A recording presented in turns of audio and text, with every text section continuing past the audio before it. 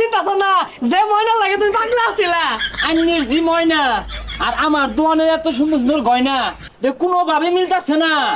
আমি যখন নিঃস্ব ছিলাম, বেকার ছিলাম, কত হাতে ভাও ধরছি। এলাকাটা নষ্ট হয়ে গেছে গা, পুলাহানে খালি আমার গেন্দির বিষয় ঘুরে। চাচা ওই যে কইতে না কইতে পড়ছে, আর দূরে দাদা শরীর গন্ধ করতেছে, জান না। চাচা আজকে বেকার দেখে এরম হইলে তুচ্ছতার ছিল কথা কইতা শুন। এক সময় কিন্তু আমার বিরাট কিছু হইব, মেলা টের মালিক হইয়াম। আন্যের জি ময়না আর আমি একে অপরকে মন থেকে ভালোবাসি।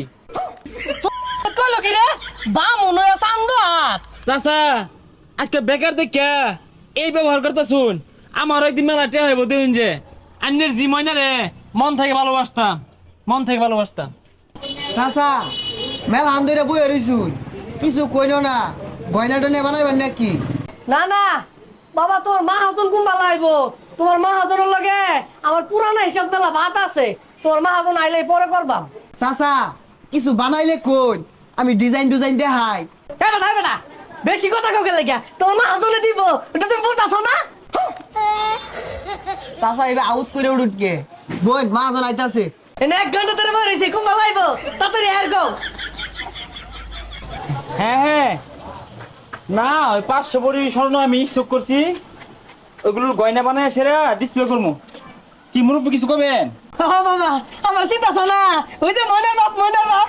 না চাচা ওদিকে বসেন, কি লাগবো কোন? এই ওনার এই দেখান তো, ক্যাটালগ বই দেখান, গয়না বানাবেন। আরে আমি ময়নার বাপ, আমার চিন্তা আছে না যে ময়না লাগে তুমি পাগলা আছিলা। কি ময়নার বাপ? আরে ভাই চিন্তা শুন না, যে ছেড়ির লগে ফেমর তাই বিয়া হারা চাইছিলেন ওই ছেড়ির বাপ।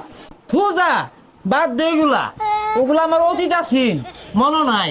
ওই সময় আমি নিঃস্ব আছিলাম, গরিব আছিলাম। হ্যাঁ আর ময়না লয়ে নাই, আমি গয়না লয়ে আছি।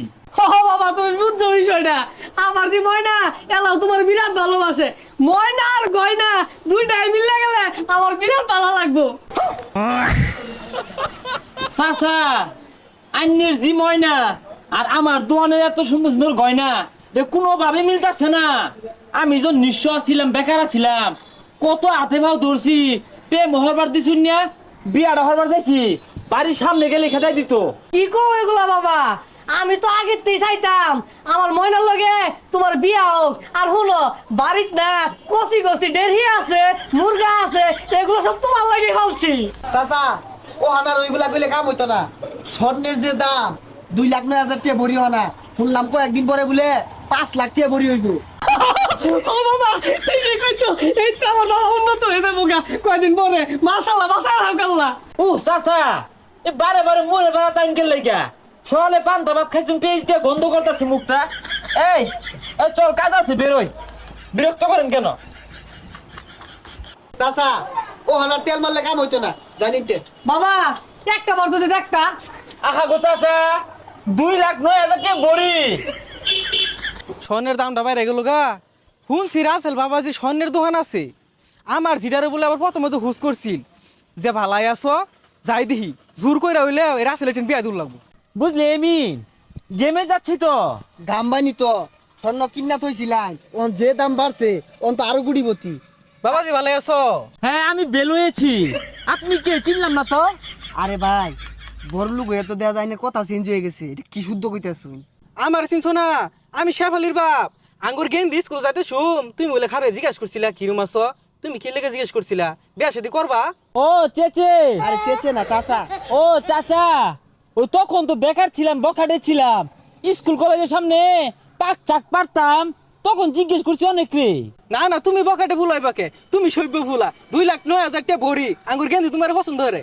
চাচা ওইগুলা কইলে অন কাম হইতো না ভাই, আরো 10-12 মণ স্বর্ণ কিনা থইতাছে, সামনে বলে 5 লাখ টাকা ভরি হইব। বাবা এই বদমাই শুলার লগে ঘুরো না, জীবন ধ্বংস যাবো। বাবা আমার মেয়েটা কিন্তু সুন্দর আছে, তোমার লাগে পাগলা।